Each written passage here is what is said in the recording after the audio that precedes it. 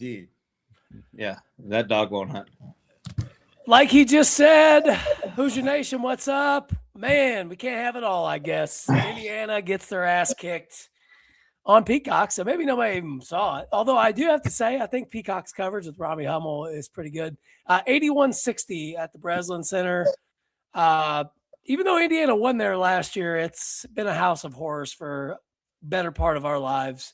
81-60. It was tied at 53 at one point, and the wheels completely fell off with this team.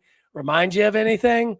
Seems to be a theme with this team. Up 16 against Nebraska, and then they blow it. But Ben, I mean, this team, bro, 14 turnovers again. We got out rebounded 37-19. Do we need to talk about anything other than that? We probably need to talk about how one guy showed up tonight. Yeah, I mean, somebody's got to score when you get 60. I mean, somebody's got to score. I mean, you got out rebounded 37-19, and you kicked the ball all over the gym. They did too, but I'm not going to let this get me down. It's a big week. Well, it's not even actually until next week, but a big week for Indiana athletics. There's a lot of positivity. We've labeled ourselves Hoosier Court and Indiana Basketball Podcast, but I'm thinking, Ben, we might have to figure out a way to exclusively get into football. And we're going to talk about, because you were there at the Peach Bowl, and I want to talk about D'Angelo's Pond, which has now been named the city of Bloomington, because we have a story about that, so we want to get to that. So don't let me forget. But we have to talk about the basketball game tonight. Indiana battled for 28, 30 minutes of this. They were down 7.5. I'm texting you, some colorful language about my thoughts, and I got to give Indiana credit for a little bit. It got to 53-53, and I'm like, all right, we got ourselves a ball game. And then Michigan State decided you're not going to score. And they locked Indiana up. Indiana couldn't do anything. And yes, Lamar Wilkerson, 5-11 from 3, 19 points. He continues to be the only consistent scorer on this team. I mean, your initial thoughts.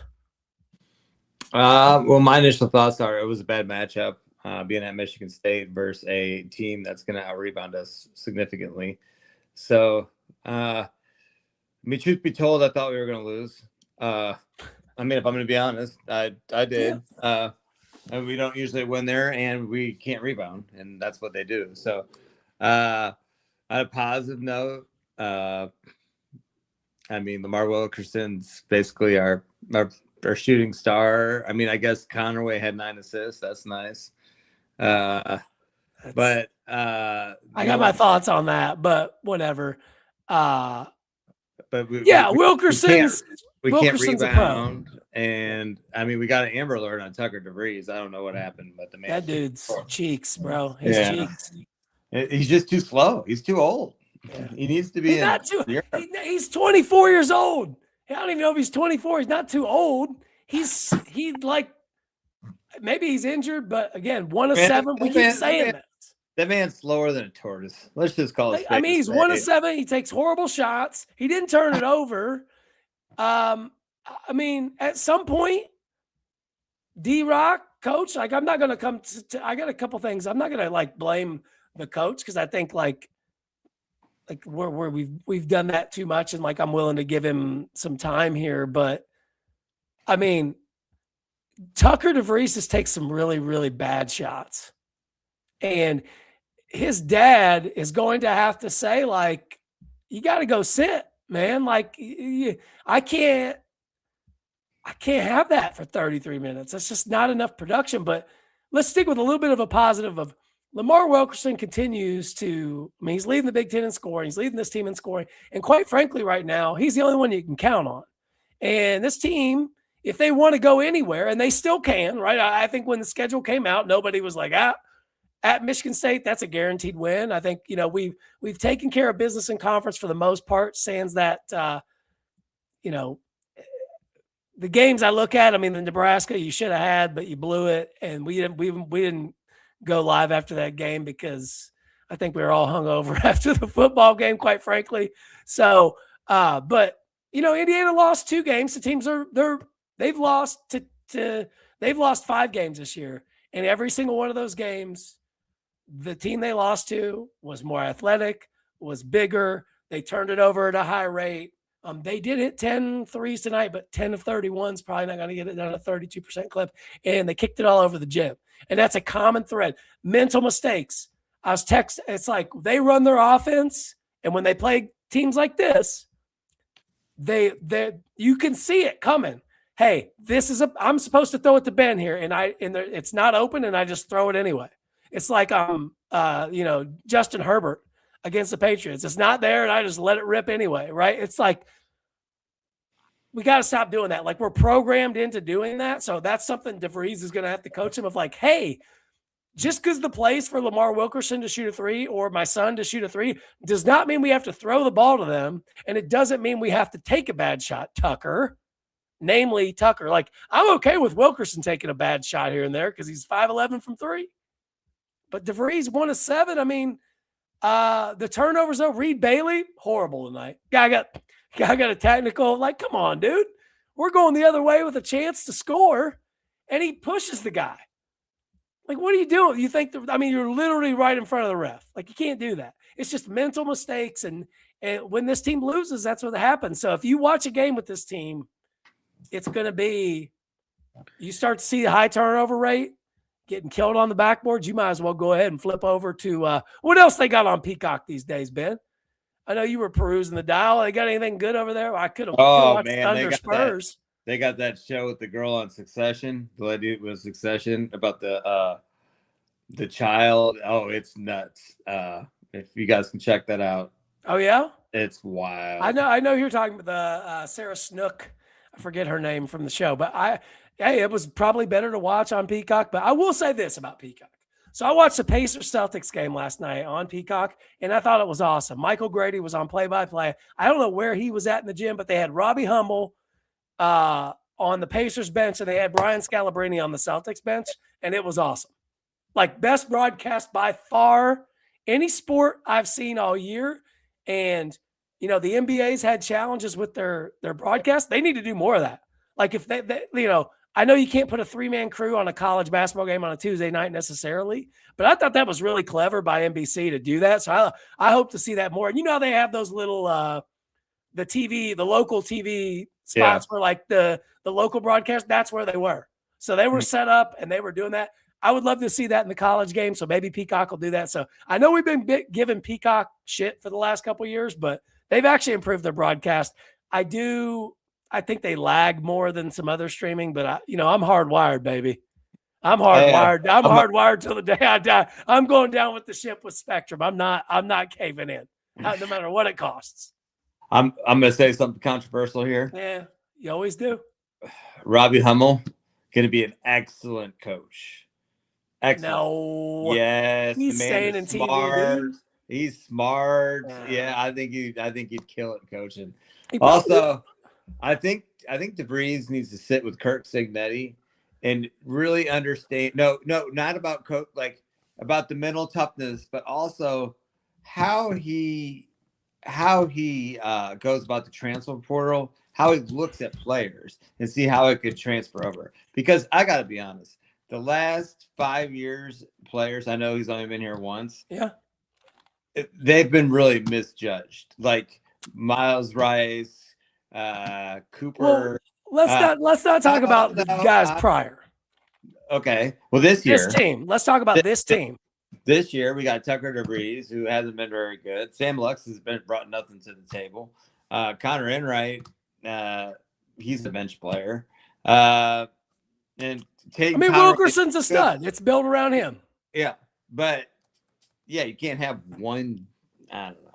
I just think we need to scout better and get some athletes. I've been saying that for 5 years. Yeah, we have no athletes, and I need to see an athlete. I think that this team was put together, and I mean, let's not kid ourselves. We've said on this podcast many times, like at best this is a 9-10 seed. I think that's the ceiling, and the floor is not making it. Right, like they're at 12-5.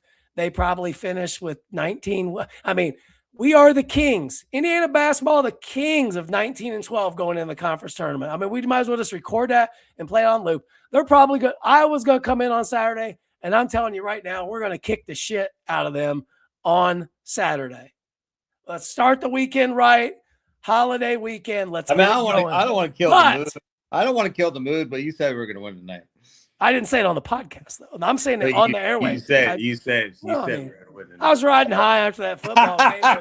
I was way off clearly, but it was 53-53 and things went south, and like that's where DeVries has to get in of like, okay, what did we do to get it back to 53-53? And then what happened from there to where it just completely fell apart? What happened against Nebraska where it completely fell apart?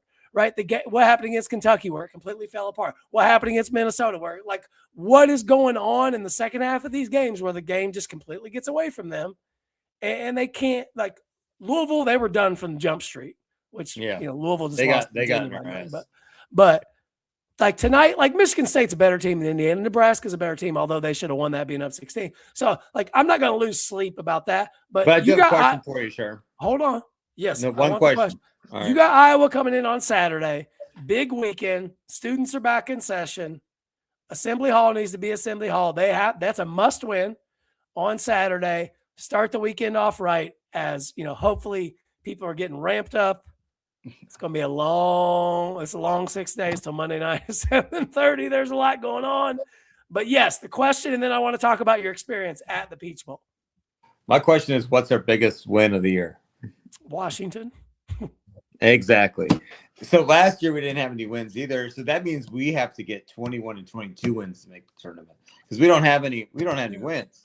No, but you got it starts on Saturday, and you've got to continue it from there. And they're going to be 19-12 squarely on the bubble, probably heading into the conference tournament and need 2-3 wins. We know what that is.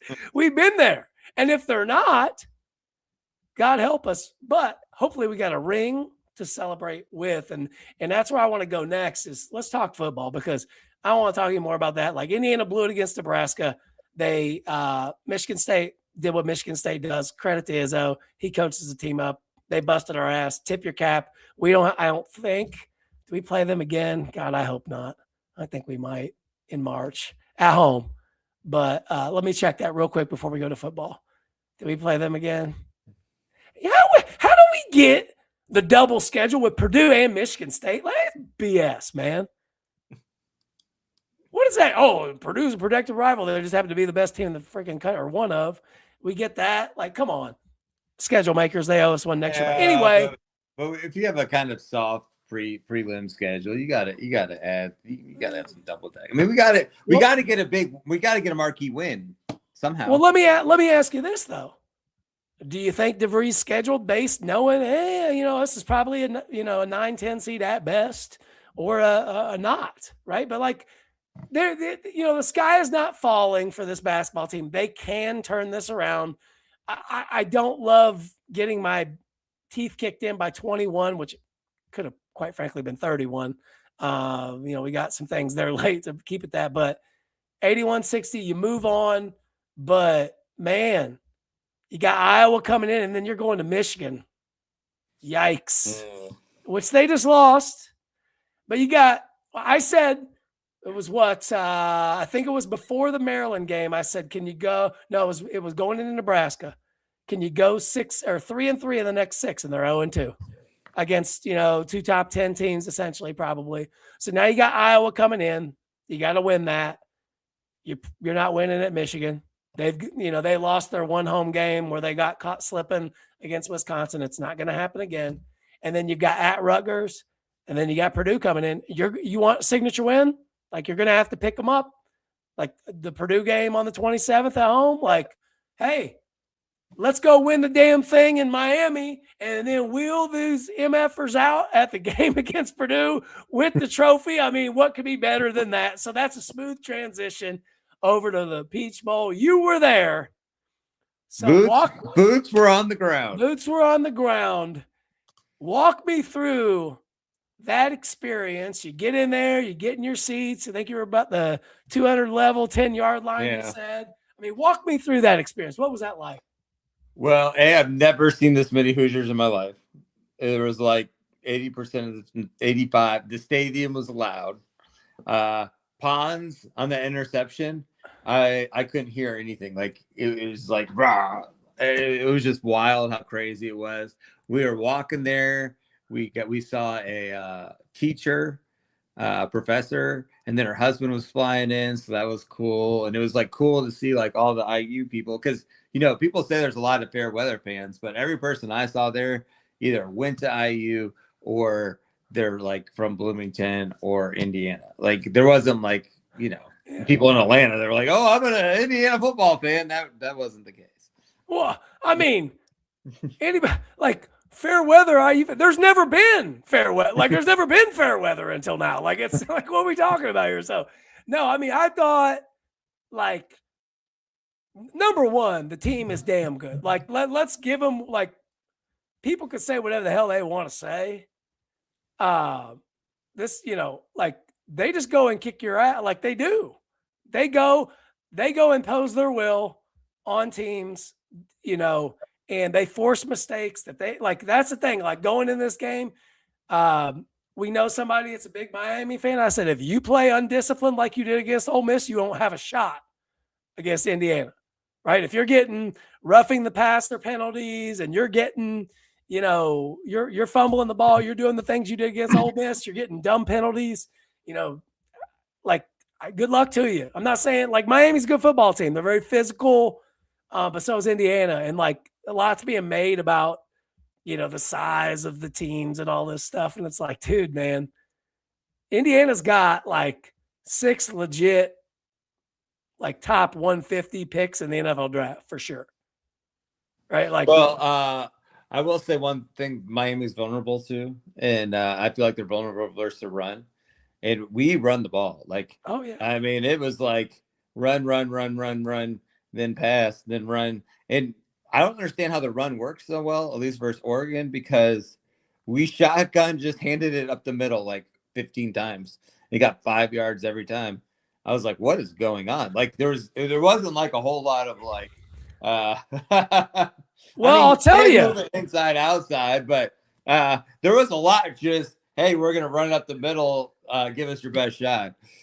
Well, when you got to cover Surratt and you got to cover Cooper and you got to cover Becker and you got the running backs that are effective in the passing game and you got Nowakowski and you got EJ Williams as your fourth receiver, you got those guys you got to cover.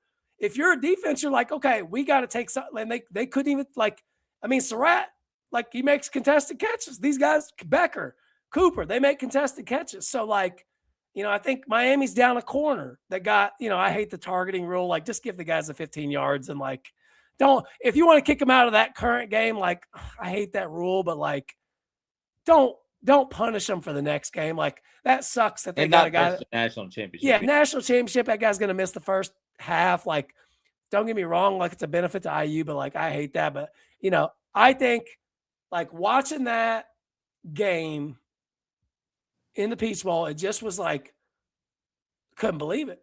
And I'm at a bar and it's, one Bud Light down, then the next, and the next. It's like every touchdown. It's like, oh, let's take a shot. It's just one thing after the other. It's just a cavalcade of errors on my part. And I felt like ass the next day, and it was absolutely worth it. But man, that was a hell of a night. And the beer was cheaper at the stadium than it was where you were at. Probably. You said they had $5 beers, right? I swear I saw $5 beer. I didn't drink, but I saw it $5 beers. Yeah. Which is wild. Hey, to each their own. But I mean, like, kudos to you and shout out to old roommate Corey for getting down there. And I mean, I've gotten like, this is one of the things about this run from. Oh, I got a story about your boy Corey. Okay. So we're leaving the game, and there is, I don't know how to be careful here. Be careful here. Just yeah. Let's just save that story. Let's save that story. I'm not gonna tell this. No, story. But what I will say is, like, I want to say, Indiana fans, like, they're awesome because a lot of people give him a lot of shit on Twitter and all that stuff, and that's not real world. Like that's like 2% of the population on Twitter. Like, don't listen to those trolls. But it like to see all the people that we don't know well. I know people, like I've met them, and like if I saw them at a bar or something, would say what's up, or like where it's not like we're friends or anything, or like seeing people you haven't seen 25 years, you see at a game, or getting a video in a text feed from people you haven't connected with in years is just really cool. And maybe it's the millennial in me, but like it's just sports are a connection point. Like there's a lot of people going at each other's throats every day in this country, in the world, right? And like I'm gonna go on my rant, but like this IU run, like it does bring people together, and it does bring a sense of community. And like I saw a guy on Twitter said their kid's school is going on a 2-hour delay. Well, good for that school. Yeah. I mean, my son's 7 years old. You think he's not going to be up till midnight on Monday? Hell yeah, he is. But that's something you don't forget. And I was at the 1987 championship game when I was 5. Like I remember that, and that sticks with me. And like that's what hopefully Indiana is able to finish the job, right? Like yeah, and I think they will. We need him to finish the job. We need him to finish the job, but I mean, people don't ever remember who finished second. No, they don't. But we need it. Yeah. But for my rant though, like what it's done to bring up to this point, like it's really cool, and like we could live another 40 years and not see something like this ever again. So kudos to you for going and being there, and kudos to everybody that's been there. I wish I could have been there. I just honestly, like, if it, I probably will regret it, but at the same time, can I ask you, these ticket prices, bro, as the kids would say, like, what is the deal with this? How is that even possible? Like, it's $3,500 to get in the door. Like, can we check it? What is it? 300. It's 300 face value. 350, they said. for national championship. I'm checking it as of this is January 13th at 9:41 in the East, and to have 2 tickets on the secondary market. And of course, the app fails me at this point as I'm trying to look it up online. But I mean, the last time I checked, $3,300 to get in the door.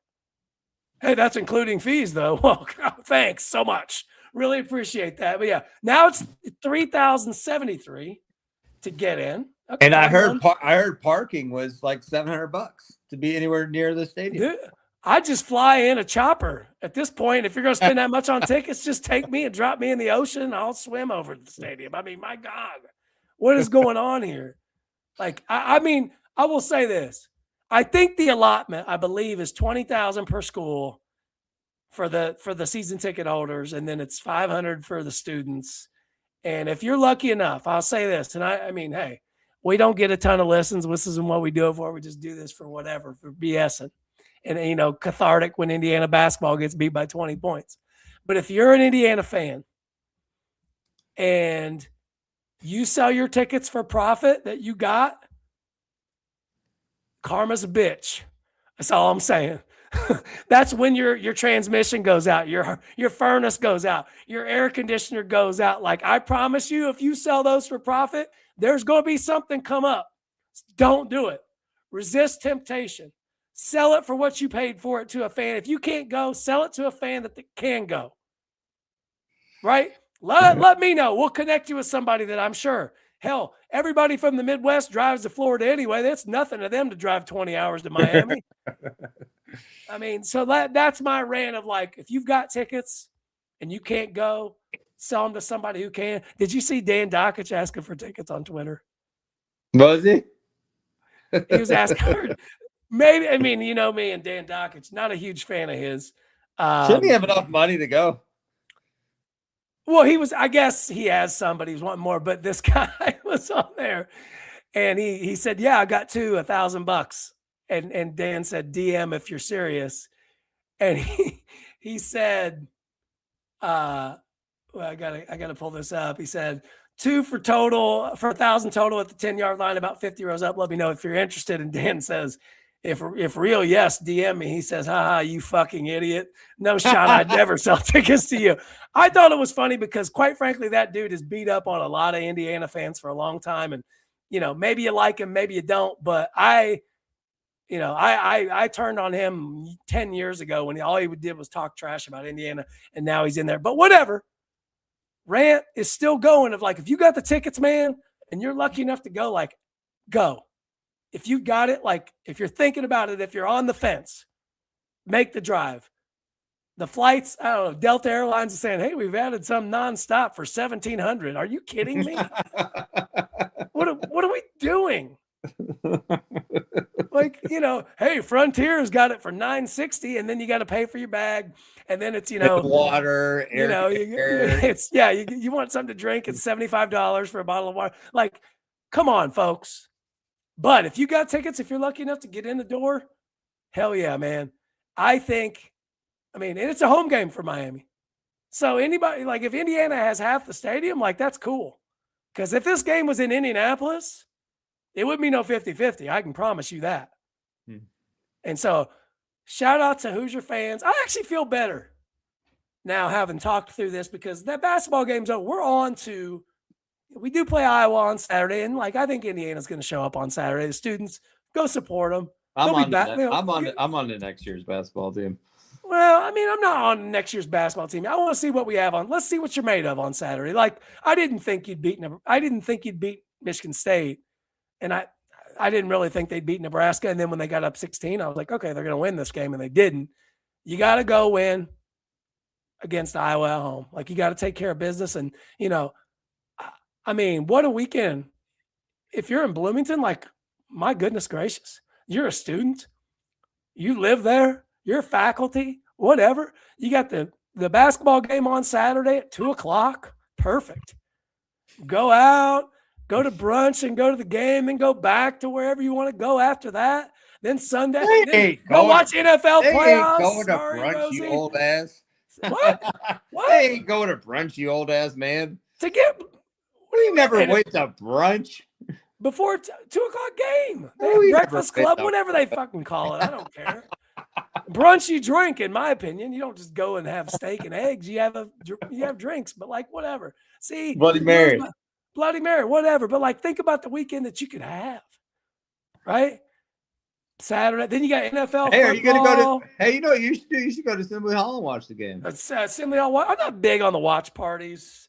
I've got my watch party for the Hawks. Hey, I will be, if anybody wants to watch it with me, which only a nut job would want to, but if you want to, I will be at Sam's in Irvington. That's where I will be. And I will be slugging Bud Lights. It is my birthday. And, whatever else I can get in my system that day. Sam's in Irvington, Indiana? Yeah. Sam's, that's your spot? Yeah. Sam's Tavern in Irvington, Indianapolis. Little sports bar on the east side, son. Get you a tenderloin. Do a little shot roulette. Get you a tall Bud Light draft. Get you a big lug. Is this place classy? That's a sports bar. It's good. It's good. I mean, it's a family, but it's that, it's a bar atmosphere, like whatever. That's where I'll be. That's where I'll be watching. Like, I saw Assembly Hall watch party, but like, man, I'm gonna let people do that. And I mean, but yeah, that's where I'll be. Birthday night. I'll be at Taco Mac in Atlanta. Taco Mac, huh? That's where I'm going. Yeah. What's that? It's just a sports bar. Okay. They got wings and drinks. All right. I mean, I'm fired up, and it's Tuesday, and the game is 6 days away. So we're going to end it right there. So whether you're going to Assembly Hall, whether you're going to Sam's in the east side of Indianapolis, whether you're going to the game, and we're going to be back doing this one more time before this, but have a hell of a time because, I mean, it's a great, they can enjoy it, right? It's a great, go high five and hug. And I hope that everybody can have a great time and celebrate. And man, it would be nice to get a pick six right off the jump. That would be great. Oh man, there's no stress in that Oregon game. It was great. It was like, yeah. Now that I will say, Oregon did go on the drive to tie it up. Yeah. I was like, all right, this might be a game. And then, man, we just punched them in the mouth, and they were like, "Did you see Hey, Dante Moore?" I will say What one he thing said? about their fans. I will say one thing about their fans real quick though. Yeah. They stayed to the end. I was like, when are these guys leaving? And they're down like 40. Well, they're 6,000 miles from home. I mean, where are they going to go? So, but I will say, what did Dante Moore, when he's like, I saw the red and I thought it was the seats in the stadium, but it was the Indiana fans. And I'm like, yeah, man. You know, Indiana fans, domestic beer hate to see any Hoosier fan coming. So I'm going to leave it with that. I'm glad you had a great time. Didn't have such a great time tonight, but we'll be back at this on Saturday. I know you'll be pushing some real estate, so we'll figure out a time to get back here, whether it's after the game or, you know, maybe on Sunday. But, you know, we'll be back. 12-5. Got to get a win against Iowa. Got to get a win against Miami. Let's go. We'll hang in there, Hoosiers. Big week ahead. All right.